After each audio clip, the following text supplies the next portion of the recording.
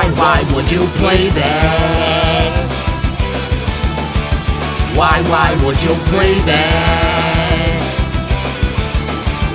Why would you play that? What are you motherfucking high?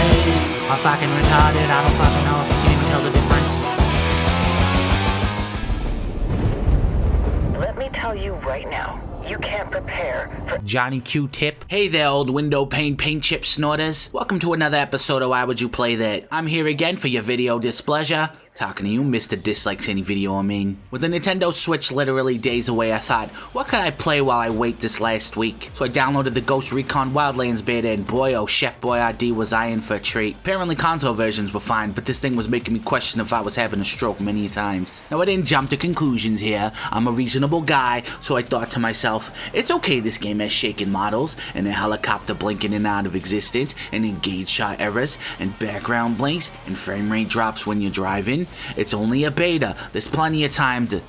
Oh, the game comes out in about another week, you say? Oh, fuck. So now that I've shit on this atrocity, let me bestow upon you some games that may give you less migraines than this clone. Now, the first game I'm about to WWE Smackdown in your candy asses is not, in my opinion, the traditional most popular game first format we tend to follow. The series I bring first is the Far Cry series, specifically in my head number 4. Now, why do you ask? I don't know. Definitely not because if you gave it a Ghost Recon skin, it would be the same game. Actually, now that I mention it, yeah, it is. Basically, guys, there's not much for differences in comparison, specifically between Far Cry 4 and Wildlands, besides maybe location and gun options, maybe character customizations, but no one's buying a brand new game because of a character customization. Instead of being in the military in Far Cry 4, you're part of a resistance group fighting the military. The thing that really separates it from Wildlands is animal interaction.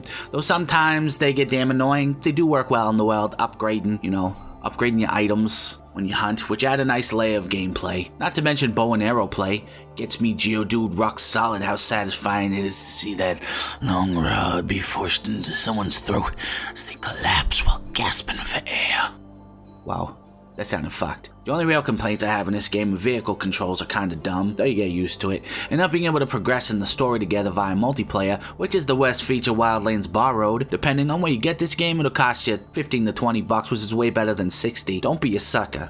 Or do. I ain't your dad. It's your mom, though. The game that got this formula down to a science, except maybe tried too hard on the third to be different, has got to be Borderlands. Now, if some of you whack jobs don't know, Borderlands is a colorful cartoon-like 4-play co-op shoot-'em-up. And get this, you may all progress through the story together or continue it on your own. It's amazing what games can fucking do, and it's only been around since 2009. Okay, I guess there's really no excuse. Borderlands does something different that others on the list don't do, and that's not take itself too serious, being the most ridiculous and hilarious game in the genre. And yet is able to get you those angry and those sad moments that make you feel like the comedy is there just to make the small amounts of bad shit more impactful. That I mentioned guns. More guns than your crazy southern uncle who got arrested for not having a permit for any of them. If I was to have an overall complaint on the series, it's that it feels like for objects they set parameters on like stickers. Just fucking click them good enough, which leads to driving clear past a rock, only to stop instantly while going full speed, which will give you a bad case of the blue balls. On console, you can get the Handsome Jack collection, would get you a good chunk of this series along with DLC for about 20 bucks. Most individual Game of the Year editions on PC are 5 to 15.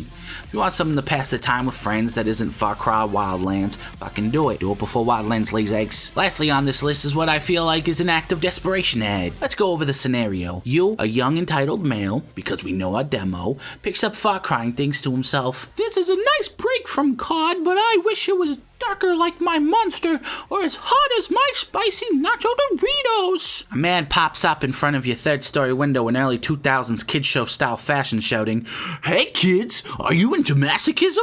Want a game that seems so good until you get to the real meat?" Since your mom's been adding small amounts of bleach into your energy drinks to slowly phase you out of our reality, you authentically believe this strange man and steal your mom's credit card, all while smirking as you purchase the game with the thought of dad coming home to lay the smackdown on you, bruised anus freshly in your mind. That's right, this scenario was a setup for the final recommendation, which is The Division. The Division is a post-apocalyptic duck and cover style third-person shooter. This game has one specific thing that makes it stand out from the other open world military-like shooters, and that's how moving while staying in cover doing shootouts is very dominant in this game. It has the truest version of what we could call a firefight down in a great way. However, multiplayer after you finish the story, which in short is basically if shit posting was a game playing style, it has the type of issues that you would have to redo the game and accompanying DLC to even fix its issues. Ever want to work hard for gear, only to be murdered while trying to get into your own evac rope? Well, you masochistic fuck, check out The Division. Want to know the fix to this? Do you? Do you? You know the safety you feel when you get your items on the rope, knowing your death was not in vain? Well, guess what the developers did to fix that? Players can now cut the ropes. Thanks! Honestly, this game isn't as bad as I'm making it out to be, but it gets pretty stale in a short period of time. At full price, I would say do not get this hunk of shit. But seeing that it's like $10 or $15, it's easily recommendable to you sickos. That's it for this episode of Why Would You Play That? If you think there are better alternatives to Wildlands, leave your comments. It shouldn't be very hard at all. Leave them on the video so others can check them out. Don't be a hog. Subscribe if you got an erection, even just a little chub action, you know, something nice. Brought you something nice to bring home to the family. Sounded fucked up. This episode was shorter, but I feel like it didn't deserve more attention and should be burned at the stake. So until next time, zebra cake fornicators. I'm gonna need those time coordinates.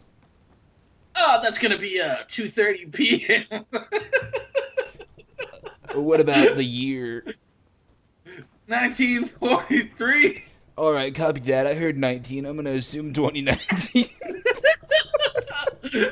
No.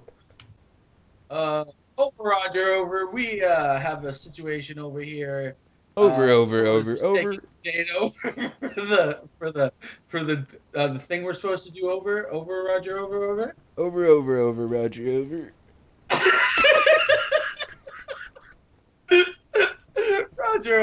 Roger, over. This is a no-go for over. Roger, over. Roger, over.